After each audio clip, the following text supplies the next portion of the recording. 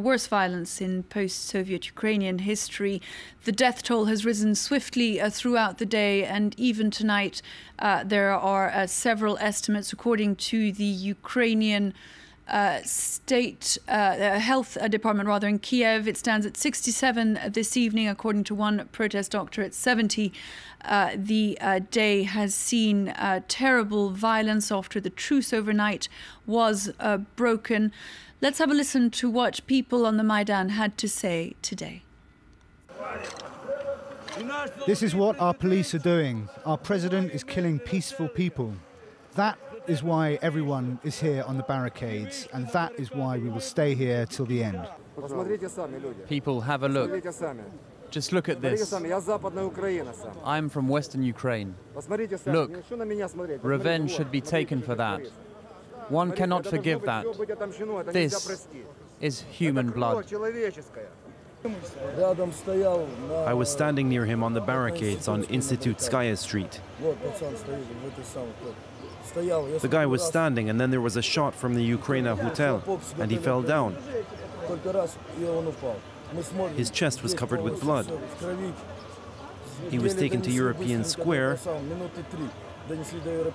He was still breathing and said, "Brothers, I don't want to die." 30 seconds later, he was dead. There are snipers using real bullets here. We already evacuated people from the area. Well, the latest development is that according to Poland's Prime Minister Donald Tusk, he's told a press conference that the foreign ministers, the three foreign ministers, the French, the Polish and the German, who were meeting, they met with Viktor Yanukovych for 5 hours today in Kiev. According to Donald Tusk, the Ukrainian president has shown a willingness to call early elections to resolve the violent standoff, the worst of which we've seen today. Julian NUNDY, we were just hearing there from our guest in Moscow. A view apparently widely held and repeated over the course of the last few weeks by various people from Moscow that what the EU is guilty of is outright interference and, in the words of our guest, a blatant violation of Ukrainian sovereignty. I think that's an exaggeration. I think it's fair to say that the EU has been very slow, been very vacillating in its response, and has not been strong enough in its response. But I don't think going to visit a neighbour and trying to resolve a problem is interference. And he says there's been much more contact with Europeans than there has been with Russians. Well, Yanukovych has been with Putin a couple of times since this began. He was most recently at the opening of the Sochi Games with him talking. The contacts between Kiev and Moscow are pretty frequent, and they're at the highest level. Matthieu BOULEGUE, in fact, what we're seeing in Independence Square is a group of protesters, a city, a country in the middle of a great game between Russia and the EU for influence on what were the former Soviet republics. Well, exactly. I think Washington should not be left out from the equation of Ukraine, and there's some kind of a proxy battle between Washington and Moscow for Ukrainian domination, or at least to know which path Ukraine is going to take over the coming years. And the European Union at the moment has been taken in between those two superpowers and hasn't been able to make its voice really clear above them all. Given what we're hearing this evening, to you, Igor, RESHETNIAK, the fact that, according to the Polish Prime Minister, Viktor Yanukovych may be willing to hold early elections, this would put an end to the violence. This would satisfy Euro-Maidan's demands, and it would signal the end of the violence, would it not? Well, willingness is one thing, the actual act is another. The problem is that President Yanukovych has already shown a couple of times willingness to do something, and afterwards he would do the complete opposite. Actually, every time he had a meeting with the opposition, a couple of hours later there would be some attack on Maidan following, some arrests and things like that. So actually him saying something at this moment might be the complete opposite. Moreover, it would not satisfy the people, because what they want is they want to live in a country where law reigns. And so they want changes to the constitution. I mean, my colleague from UDAR already said a lot of things on what they, I mean, it's not just the change of the president. You mentioned there the distrust of the protesters in Euro-Maidan towards the president. We've also seen increasing distrust over the last few weeks with regard to the opposition. Let's say that the opposition does not control the crowd, but they are the speakers of the crowd. So they try to understand what the crowd wants, and then they speak to the president, they try to deliver their message. It's true that the crowd right now is a very complex structure. So there are different parties involved. There are lots of people who are completely apolitical, but they went there because they have their relatives who have suffered from the government, from the police. I mean, it's a very complicated thing. We have seen that maybe, but there is still a will to compromise, because at some point the regional administrations were left by the activists, and they were actually making a step forward towards the president, which didn't make a step towards them. Dmitry SUSLOV, in Moscow, the Kremlin has announced that it is sending a mediator, an envoy to Kiev at the request of President Yanukovych. What is it believed that he'll be able to achieve? Well, I'm afraid that he's not going to achieve much, because the Ukrainian nationalist opposition will not accept Russia as a mediator. I'm sorry, it's like suggesting a Jew as a mediator between Nazi Germany and the United States in 1943 or 1944. The Ukrainian nationalist opposition lives in a mythological world where Russia is involved in just about everything that happens in Ukraine. So this opposition just won't talk to our envoy. What I think is very dangerous is that the EU also disqualified itself as a mediator. It was clear from the very beginning that Yanukovych wanted to see the EU politicians as mediators, but now that they are going to impose sanctions on just one side of the conflict, how are they going to be mediators? They already took sides. So I'm afraid that violence may continue simply because there is no one to mediate between the Ukrainian nationalist opposition and the authorities. As for the attitude of Russia to Yanukovych, it has always been very critical. You know that there was a lot of conflict, so to present him as a pawn of Moscow is also an exaggeration, a gross exaggeration, I would say. The fact, Mr. SUSLOV, that tonight Donald Tusk, the Polish Prime Minister, says that the envoys, the three European foreign ministers who went to Kiev today, saw in Viktor Yanukovych a willingness perhaps to consider early elections. Does that not suggest that their mediation efforts are working on one hand, and second of all, that perhaps Viktor Yanukovych is now buckling under the pressure? Well, I think that Yanukovych is a really very strange man. You know, this same Polish Prime Minister has been insulted him for many years, since 2004. Just recently, this British foreign minister, Mr. Hague, he said that Yanukovych was cracking down on, I quote, yesterday he said it, peaceful demonstrators. Well, just look at your television screen. There are many more demonstrators which are not peaceful, obviously.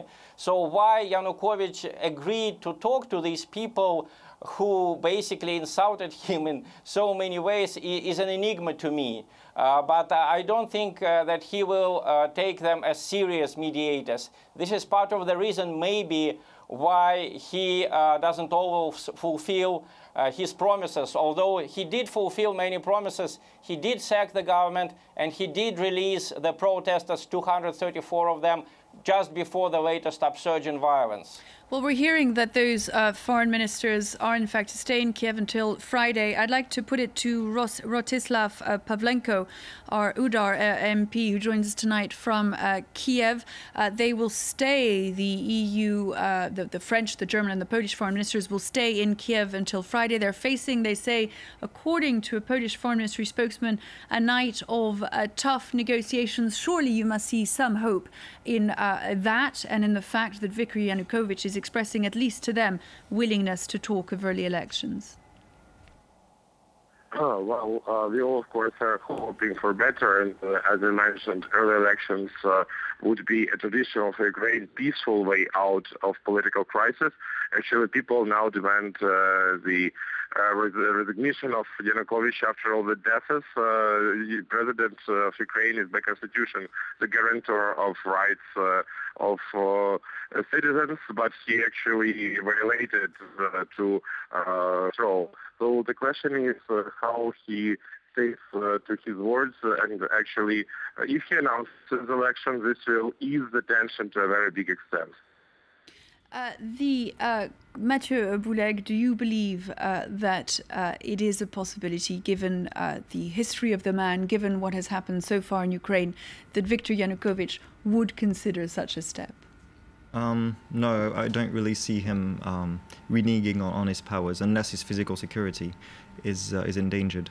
But I tend to quite agree with Mr. Suslov when he says that the EU has quite discredited itself as a mediator in the crisis, just as much as Moscow will not be welcome as a mediator by the opposition.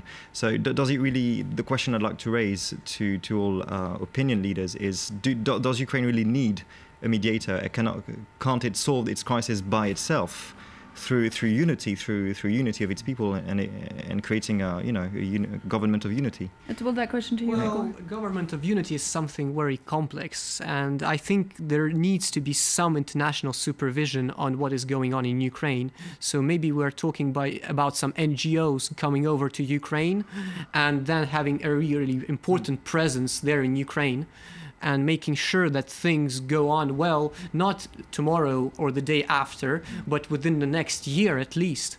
Because it's true that it's not just Yanukovych, it's also everyone surrounding him, it's the whole system.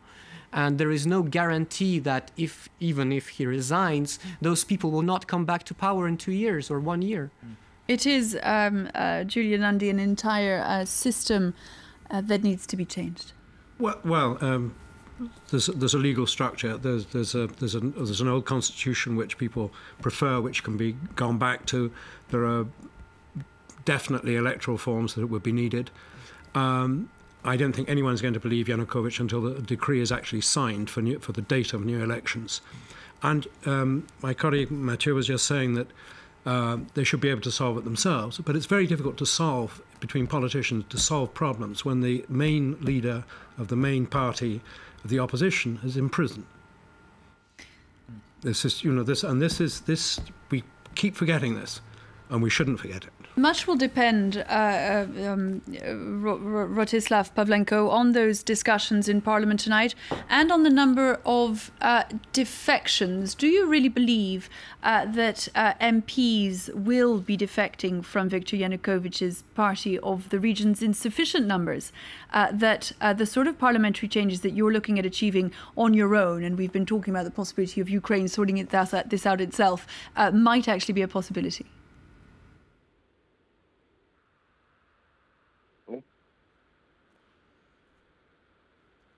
We seem to have lost Rotyslav PAVLENKO, our Ukrainian MP. Are you with us still, Mr. PAVLENKO? Hello.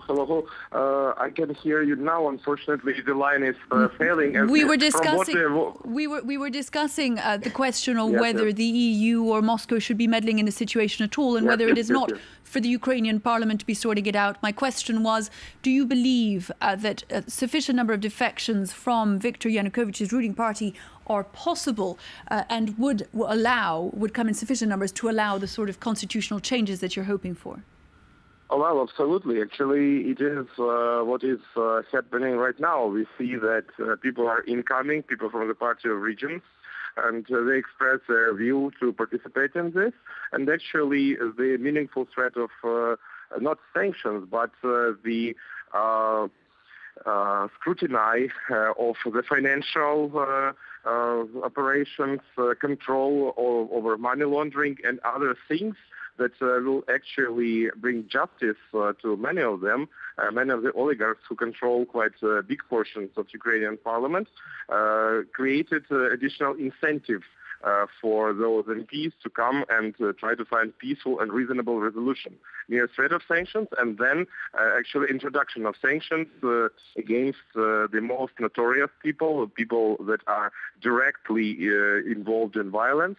This all created a very good motivation for those people to come and participate in peaceful resolution. And in this context, actually, those actions were not meddling into the Ukrainian internal affairs. Those were the things to outweigh two very important drawbacks of Ukrainian political system, of which one is non-transparent legislation and practices of economy, where too much budget funds were squeezed away and then lost on some offshore loans. And second is the secure power of sheer force of Yanukovych and unfortunately some external support because of Yanukovych, because he feels that, for instance, Russia Federation would support him in his violent actions.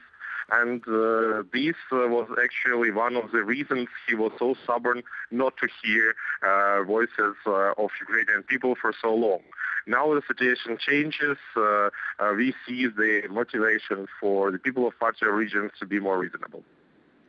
As a result, then, just to be clear, Mr. Pavlenko, of the EU sanctions and Moscow being less forthright in its support of Viktor Yanukovych?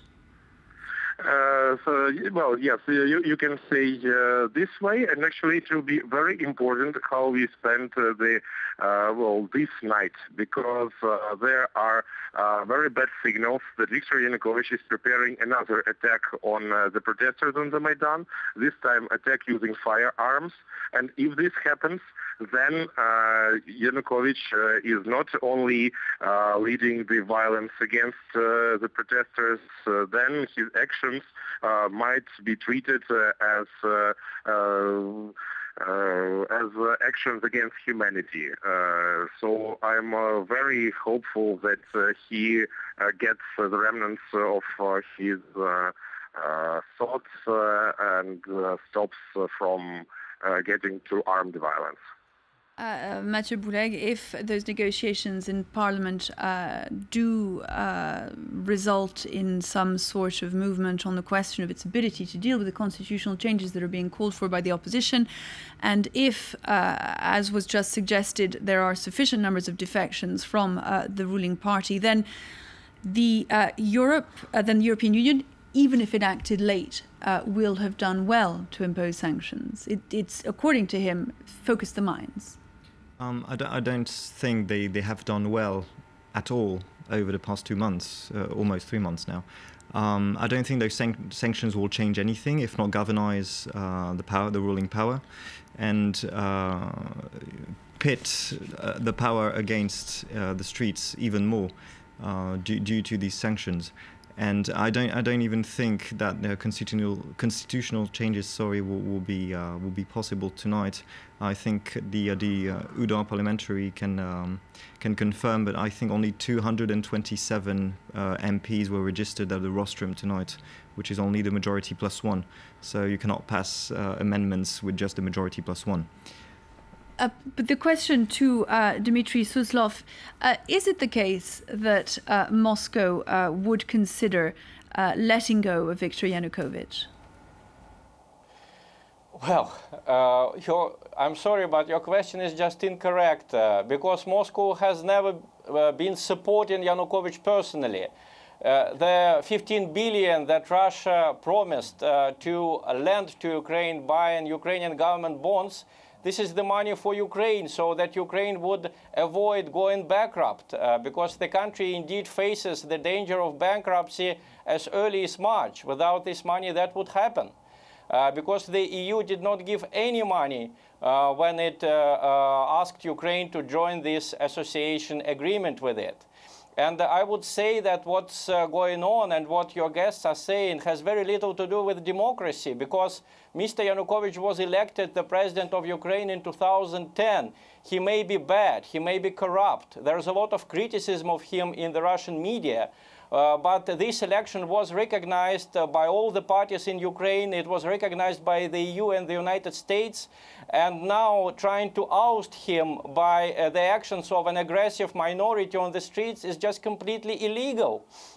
As for the crimes against humanity, you know, we have seen these so-called protesters setting cars on fire. Just a few years ago, Mr. Sarkozy made himself a name as the interior minister when he put in jail the people who set cars on fire. How can the EU and the United States demand the release of people who did exactly the same thing on the streets of Kiev? This is absolutely a case of double standards. Violation of human rights. To Igor RESHETNIAK. Yeah, how is setting cars on fire a violation of human rights? I'm not saying it's a violation of human rights. I'm saying it's a double standard. Putting people in jail for setting them on fire in France is right, and putting people in jail for setting them on fire in Kiev is wrong. Is that the logic of the European Union and of the United States? Justice should be the same for everyone. As far as Moscow's support for Yanukovych is concerned, I can remind you that there was a real tug of war between Putin and Yanukovych during these 2 years over gas prices, over a lot of other things. And in this confrontation, the EU always supported the Ukrainian side. So why now Yanukovych, who had been a friend just until he failed to sign that agreement, how come he is such an enemy right now? This is just indecent on the side of the European Union.